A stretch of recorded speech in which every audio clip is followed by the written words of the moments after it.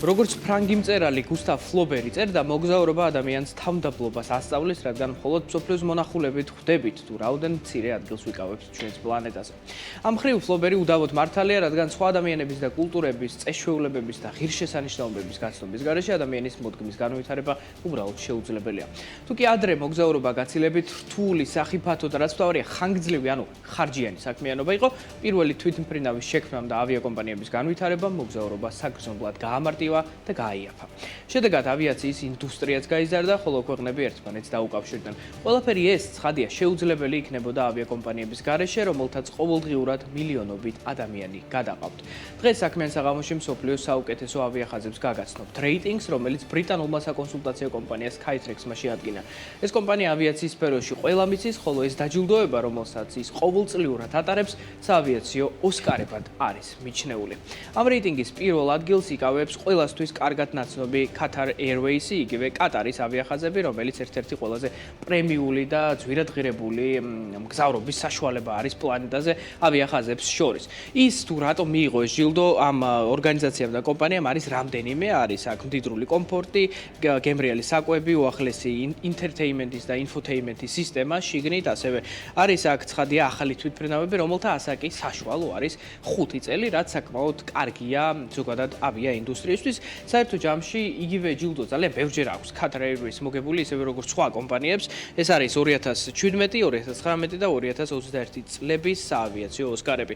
160 დანიშნულებით სხვადასხვა კონტინენტზე დაფრინავს Qatar Airways-ი, მას ყავს 200 თვითმფრინავი, მათ შორის Boeing Dreamliner და Airbus A350, რომელსაც ტრანსატლანტიკური მოგზაურობა და საერთოდ ოკეანის მიღმა შეუძლიათ ფრენა. თავად ეს კომპანია შედარებით ახალია, ის 1993 წელს დაფუძნდა და ბაზირებული არის მისი სათა ოფისი და თვითმფრინავებიც განლაგებული არის კატარის დედაქალაქ დოჰაში, სადაც სხვა შორის ასევე არის ერთ-ერთი საუკეთესო აეროპორტი პლანეტაზე.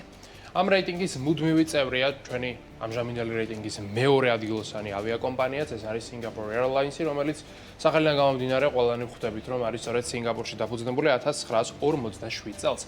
მისი ფლოტი მოიცავს დაახლოებით 150 თვითმფრინავს, მათ შორის არის Boeing 777, Dreamliner, Airbus A350 და სხვა მსხვილი და საკმაოდ ძვირადღირებული ფლაგმანური თვითმფრინავები Airbus-ის და Boeing-ის ფლოტიდან. აქვე ისიც უნდა ითქვას, რომ ეს იყო პირველი კომპანია, რომელმაც 1970 წელს დანერგა აბსოლუტურად ყველა კლასის მგზავრისათვის უფასო კვება, უფასო ყურსასმენები და უფასო სასმელები, მაშინ ეს უბრალოდ წარმოუდგენელი იყო. ასევე 2001 წელს ეს იყო პირველი კომპანია, რომელმაც ყველა მგზავრისათვის დანერგა უფასო მულტიმედიის სისტემა, რომელიც ერთდროს მხოლოდ და მხოლოდ პირველი კლასისათვის იყო გადანახული. ასევე ისიც უნდა ითქვას, რომ 2007 წელს სწორედ ამ კომპანიამ მიიღო ისტორიაში პირველი Airbus A380, რაც ასევე იყო იმ დროს უბრალოდ წარმოუდგენელი მაჩვენებელი და ისიც უნდა ითქვას, რომ ზოგადად საშუალო ფრენების ხანგრძლივობითა და მანძილით Singapore Airlines-ი იკავებს პირველ ადგილს, რაც იმას ნიშნავს, რომ როგორც წესი ყველაზე ხანგრძლივ და გრძელ ფრენებს სწორედ ეს კომპანია ახორციელებს.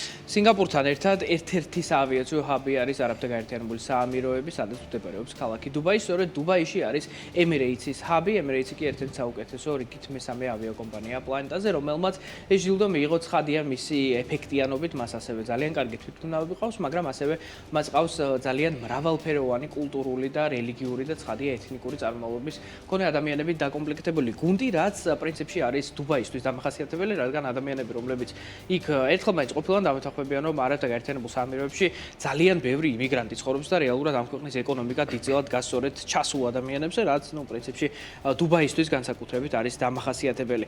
Emirates-ი დაფრინავს 6 კონტინენტზე, მას ყავს 262 თვითმფრინავი და მიმართულებები არის 152, რაც ნიშნავს, რომ კვირაში ასრულებს დაახლოებით 3600 ფრენას ეს ავიაკომპანია.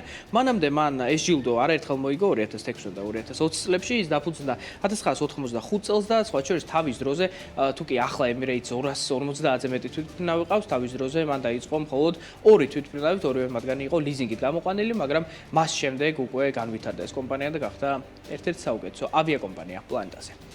მორიგი ავიაკომპანია, რომელსაც ამ რეიტინგში გაეცნობით, არის All Nippon Airways, რომელიც არის წარმოშობით იაპონური და სხვადასხვა შორის ეს შეიძლება ჩაითვალოს პლანეტის ერთ-ერთ ყველაზე მაღალ ტექნოლოგიურ ავიაკომპანიად, რადგანაც მის თვითმფრინავებში არის ხელმისაწვდომი ულტრასტრაფი Wi-Fi, ასევე თანამედროვე მულტიმედია, VR სათვალეები, AR გართობის თამაშები, სხვადასხვა საშუალებები, უფასო ყურსასმენები და აგრეთვე ბიომეტრიული ჩეკინის სისტემა, რომელიც რიგების შემცირებას ისახავს მიზნად. თავად ავიაკომპანია დაფრინავს 82 საერთაშორისო და 118 ადგილობრივი მიმართულებით და მის ფლოტში არის ამჟამად 200-მდე თვითმფრინავი, მათ შორის არის რა თქმა უნდა Boeing-ისა და Airbus-ის ფლაგმანური მოდელები. აქვე ისიც უნდა ითქვას, რომ კომპანია Star Alliance-ის წევრია და აქვე იმასაც გეტყვით, რომ 2050 წლისთვის ეს იაპონური კომპანია გეგმავს, რომ იქნეს კარბონ ნეიტრალური, ანუ მისი ემისიები ბუნებაში უბრალოდ იყოს ნულის ტოლი. მეხუთე ადგილზე ვხედავთ კიდევ ერთ აზიურ ავიამზით, რომლის სახელწოდება არის Cathay Pacific Airways. ის 1946 წელს დააფუძნა რამდენიმე ამერიკელმა, ეს ამერიკელები იყვნენ ფრინავები, Air Force წარმოადგენდნენ ისინი და მას შემდეგ რაც პენსიაზე გავიდნენ, გადაწყვიტეს საკუთარი კომპანია დააფუძნონ.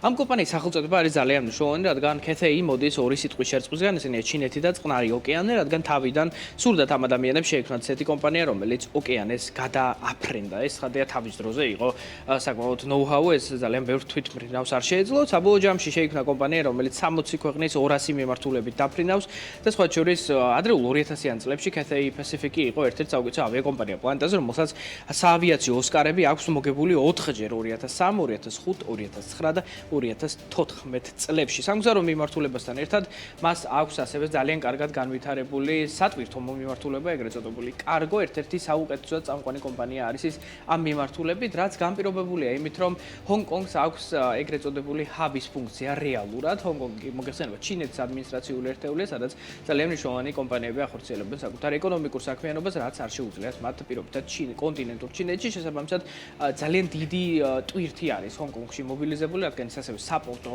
ადგილია. შესაბამისად, იქიდან ტვირთის გადაგზიდვა და იქ ტვირთის გაზიდვა არის საკმაოდ წარმატებული ბიზნეს საქმიანობა.